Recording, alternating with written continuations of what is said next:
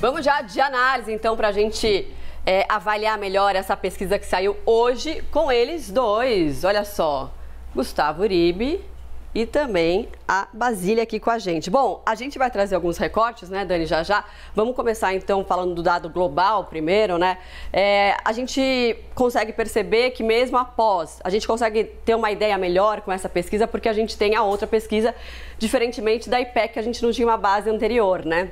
Então, após a aplicação, né, a entrega dos recursos, dos benefícios sociais, a gente percebe que não teve um crescimento tão significativo por parte do presidente Bolsonaro nas pesquisas, né, Uribe? Bom dia.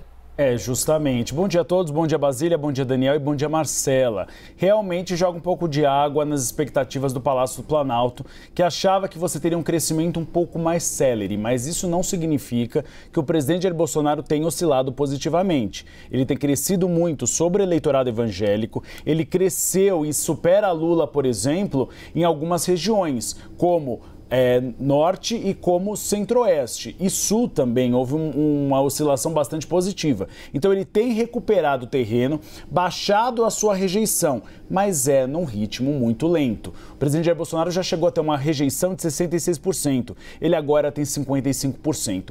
Essa é a grande preocupação. A preocupação é se dará tempo de o presidente Jair Bolsonaro encostar em Luiz Inácio Lula da Silva. E o que explica o presidente Jair Bolsonaro não ter tido um crescimento tão grande sobre esse eleitorado que ganha até um salário mínimo e que recebe o Auxílio Brasil? A questão da identificação. E aí a gente vai para o discurso do PT, que parece, pelo menos na pesquisa, que deu algum efeito. 60% do eleitorado considera que o aumento do Auxílio Brasil se deve apenas à tentativa do presidente Jair Bolsonaro em se reeleger. 30% dizem que não, que se deve à melhora da população brasileira. Então, o discurso do PT de que é uma prática eleitoral tem funcionado sobre esse eleitorado mais humilde. Mas na questão também de Jair Bolsonaro, o discurso vinculando Lula ao fechamento de igrejas, o que é uma fake news, também tem ajudado. O presidente Jair Bolsonaro cresceu bastante entre essa parcela do eleitorado. Então nós temos dois desafios neste momento. O desafio de Lula de provar que é fake news, que ele quer fechar as igrejas, e o desafio de Bolsonaro de provar que ele continuará com R$600 no próximo mandato. Basília Rodrigues, qual a sua avaliação sobre essa análise? Lembrando que ela é coletada já nesses primeiros dias ali, 11 a 14 de agosto, já com impactos também que a gente vai detalhar já do Auxílio Brasil e dessa ofensiva maior das campanhas.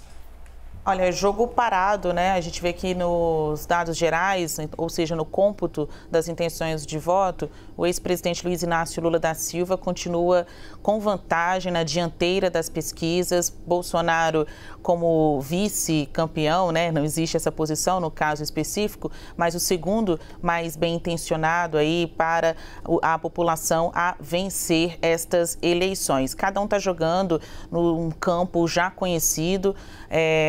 Lula tem vantagem, larga vantagem na região Nordeste. Esta pesquisa agora mostra que Bolsonaro ultrapassa Lula na região Sul, empata tecnicamente falando na região Centro-Oeste, tem aí uma melhora também na região Sudeste, Lula ainda está na frente. Eu conversei com Felipe Nunes, que é o CEO da Quest, que destrincha muito bem esses dados, né? Está à frente aí das análises quanto a este levantamento, e ele pontua que esta variação nas regiões não pode ser analisada como significativa, que é tudo margem de erro. Claro que a campanha de Bolsonaro comemora, faz festa quando vê esses dados, né, tentando chamar o coro. Até eu falei isso logo que saíram as primeiras notícias da Quest na semana passada.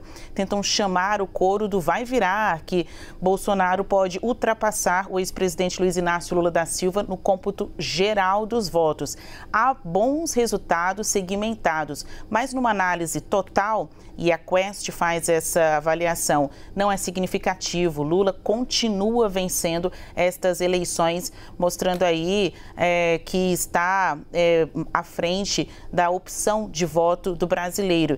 Ao mesmo tempo, essa pesquisa mostra como a terceira via, ela esfarelou, né? Já não era mesmo perceptível, não era vista nas outras pesquisas. Nesta agora, ela está ainda mais apagada, na lanterninha ou quase mesmo no número zero de intenção de voto das pessoas. Então, cresce aquele discurso do voto útil, em que o PT vai intensificar a campanha para vencer em primeiro turno, não dar alternativa das pessoas puxarem esse voto, empurrar essa votação para segundo turno. Enquanto isso,